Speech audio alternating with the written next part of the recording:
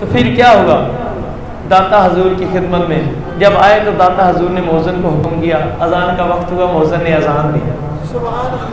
جب اذان کے وقت جماعت کا وقت ہوا تو داتا حضور صف میں پہلی میں بیٹھے ہوئے تھے، اس صف سے نکل کر داتا حضور نے جماعت کے لیے آگے تشریف لے گئی، سب کو جماعت کروائی، نماز پڑھائی۔ نماز کے بعد آپ نے فرمایا کہ میرے بھائیوں، کچھ لوگوں کو اس مسجد کے قبلے پر اعتراض تھا، تو علماء بولے جی بالکل، آپ نے اپنی انا کی وجہ سے ہماری بات نہیں مانی، اس کا قبلہ جنوب کی طرف جھکا ہوا ہے۔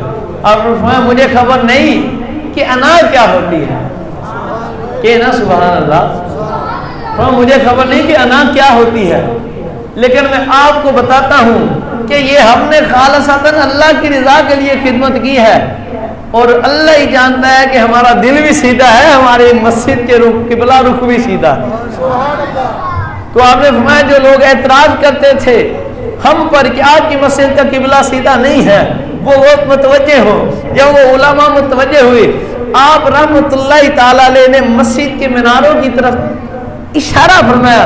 اب وہ علماء دیکھے جو کہتے ہیں کہ ہماری مسجد کا قبلہ سیدھا نہیں ہے، تو وہ علماء اس طرف دیکھنے لگے۔ آپ نے اشارہ میناروں کی طرف کیا۔ پہلے علماء کو معلوم نہیں تھا کہ کیا ہونے والا، انہوں نے کہا پتہ نہیں اب کیا کرنے والے ہیں، چلو دیکھتے تو ہیں کہ مینار کی طرف ہے کیا۔ خدا کی قسم سفینۃ الاولیاء میں لکھا ہے، کہتے ہیں سارے علماء پہلے تو کہتے تھے قبلہ ٹھیک نہیں ہے، جب داتا حضور نے فرمایا نا میناروں کی طرف دیکھو، سب نے مل کر میناروں کی طرف دیکھا، خدا کی ذات کی قسم سارے پردے ہٹ گئے تھے، سامنے اللہ کا گھر کعبۃ اللہ موجود تھا۔ آپ نے فرمایا اب کسی کو اعتراض ہے کہ ہماری مسجد کا قبلہ سیدھا ہے کہ نہیں ہے؟ تو سارے علماء بول اٹھے حضور اب قبلہ سیدھا ہونے میں شک کیا رہے گی، پہلے تو قبلہ رخ ہوا کرتے تھے، اب تو سامنے قبلہ دیکھ لیا ہے، اب قبلہ میں کیا شک ہوگی۔ اور وہ بدبخت کمینے بھی سن لے جو کہتے ہیں داتا کچھ کر نہیں سکتے، کچھ دے نہیں سکتے، اولیاء زندہ نہیں ہے۔ اللہ کی ذات کی قسم حضرت سیدنا عبدالستار نیازی رحمت اللہ تعالی علیہ، محافظ ختم نبوت، آپ رحمت اللہ تعالی علیہ شادی قبلہ، آپ رحمت اللہ تعالی علیہ نے کسی سے بات کی، آپ نے علی بخش جو ڈاکٹر اقبال کے خادم تھے، کو سبحان اللہ، آپ کہتے ہیں میں نے ڈاکٹر محمد اقبال ڈاکٹر صاحب رحمت اللہ تعالی علیہ کے خادم علی بخش سے پوچھا، میں نے فرمایا تم اتنی دیر ان کی خدمت میں رہے ہو، کبھی کوئی کرامت شرامت بھی ویکھی، کوئی عجیب کام بھی ویکھا ہونا تھا؟ اونچی کون ہے سبحان اللہ، کوئی عجیب کام بھی دیکھا، عجوبہ دیکھا بھائی ان کا، کبھی کچھ دیکھنے کو بھی ملا، بڑی خدمت کی ہے۔ تو علی بخش کہنے لگے حسینہ شاہ سیدی عبدالستار نیازی رحمت اللہ تعالی علیہ، اور سن لو یہ وہ بزرگ تھے، پوری تاریخ کے اندر دو بزرگوں نے دعویٰ کیا، یہ اتنا بڑا دعویٰ، ایک کرنے والے حضرت سیدنا عثمان غنی ہے، اور دوسرے جو ہیں اور بھی ہوں گے بہت سارے، پر جنہوں نے دعویٰ کیا اپنی زبان اطہر سے، دوسروں کا نام حضرت سیدنا عبدالستار نیازی ہے۔ اور دعویٰ کیا ہے؟ آپ فرماتے ہیں خدا کی قسم ہم نے کبھی اپنی مبارک آنکھ سے کسی غیر محرم عورت کو نہیں دیکھا، ساری زندگی نہیں دیکھا، اتنے بڑے کامل بزرگ تھے۔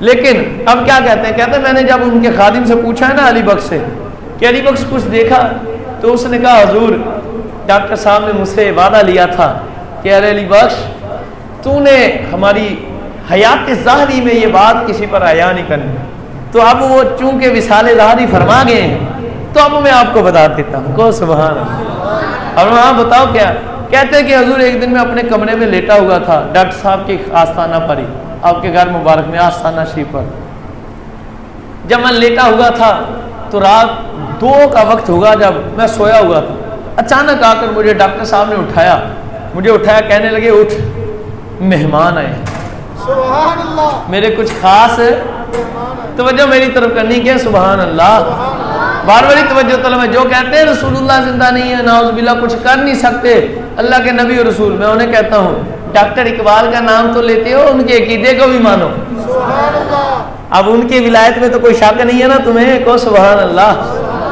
ان کی ذات اطہر پر تو کوئی شک نہیں ہے نا۔ خیر علی بخش رحمۃ اللہ تعالی علیہ کہتے ہیں، اب کہتے ہیں ڈاکٹر صاحب رحمۃ اللہ تعالی علیہ نے مجھے رات کے 2 بجے اٹھایا اور اٹھا کر فرمایا علی بخش اٹھو میرے کچھ خاص مہمان ہیں.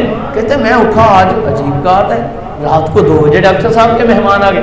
کہتے جب میں اٹھ کر بیٹھ گیا تو ڈاکٹر صاحب مجھے فرمانے لگے ساتھ والے کمرے میں, کہتے میں مجھے لے کر گئے. جب میں اس کمرے میں نے دیکھا تو ایک بزرگ بیٹھے ہوئے تھے اور ان کا چہرہ بڑا نورانی تھا, اور خدا کی قسم آپ کے الفاظ کہتے ہیں کہ ان کے چہرے پر نور کی بارش ہو رہی تھی, ان کے چہرے پر نور کی بارش ہو رہی تھی. کہتے کہ آپ رحمۃ اللہ تعالی علیہ نے مجھے کچن میں بلایا, مجھے فرمایا علی بخش آؤ, جاؤ بازار سے لسی لے کر آؤ. کہتے میں نے کہا عجیب بات ہے ڈاکٹر صاحب آج کیسی باتیں فرما رہے ہیں, رات کے 2 بج رہے ہیں اور بازار میں لسی کہاں سے ملے گی. کہتے میں برتن لینے کے لیے کچن کے اندر گیا, جب کچن کے اندر تشریف لے گیا تو ڈاکٹر صاحب میرے پیچھے تشریف لے آئے. اب میں نہیں علی بخش برتن تو نہیں لے گا, میرے خاص مہمان, برتن میں تجھے خود دوں گا. میں خاموش ہو گیا, کھڑا ہو گیا. ڈاکٹر صاحب نے مجھے برتن عطا فرمایا.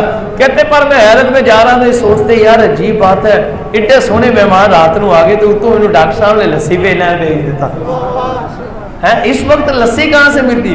کہتے میں نے گھر کے آپ کو مبارک گھر سے دروازہ مبارک سے قدم بڑھا رکھے, ابھی چلتا جا رہا ہوں, پہلی گلی کراس کی دوسری گلی میں گیا ہوں تو دیکھتا گیا ہوں, عجیب منظر دیکھتا ہوں کہ رات کے 2 بجے ہیں تو دوسری گلی کے کارنر پر, کونے پر ایک بزرگ بیٹھے ہیں اور وہ لسی لگائے بیٹھے, لسی کا کھوکھا لگائے بیٹھے. کہتے میں بڑا حیران ہوں یار, آج تک تو میں انہی گلیوں میں رہا ہوں, میں نے آج تک کبھی کوئی لسی کا کھوکھا دیکھا نہیں, آج اسی گلی کی نکر پر رات کے 2 بجے یہ عجیب معاملہ. کہتے جب آگے گیا تو بڑے نورانی چہرے والے بزرگ تھے بھی بیٹھے سے. کہتے خدا کی قسم میں حیران ہوں کہ ساری زندگی ان گلیوں میں گزاری ہے, نہ تو کبھی وہ کھوکھا دیکھا, نہ تو کبھی وہ بابا جی دیکھے جو رات کے 2 بجے کھوکھا لگائے بیٹھے. کہتے خیر میں نے ان کے آگے برتن پیش کیا, میں نے کہا حضور لسی چاہیے. انہوں نے مجھے لسی عطا فرمائی. تو میں جب واپس آنے لگا تو میں نے ان بزرگوں سے عرض کی حضور لسی کے پیسے کتنے بنے. تو وہ مسکرانے لگے. انہوں نے مسکرا کر فرمایا ارے آنے والے جا, اقبال کے ساتھ ہمارا ایسا حساب کتاب چلتا رہتا ہے. اقبال کے ساتھ ہمارا ایسا حساب کتاب چلتا رہتا ہے, یہ معاملہ ہمارا اقبال سے چلتا رہتا ہے. کہتے میں بڑا پریشان ہوا کہ آج ہو کیا رہا ہے, پہلے کبھی میں نے ان بزرگوں کو نہیں دیکھا, خادم ڈاکٹر صاحب کا میں ہوں, کھوکھا نہیں دیکھا, رات کے 2 بج رہے, کھوکھا ہے, بزرگ ہے, اور ڈاکٹر صاحب کا نام بھی جان رہے ہیں, مجھے بھی جان رہے ہیں کہ میں ان کا خادم ہوں, اور فرما رہے ہیں کہ ڈاکٹر صاحب سے یہ معاملہ چلتا رہتا ہے. کہتے میں بڑا حیران ہوا کہ یہ چکر کیا ہے. کہتے خیر میں گھر گیا, لسی دی, ڈاکٹر صاحب نے لی, ان مہمانوں کو پلائی.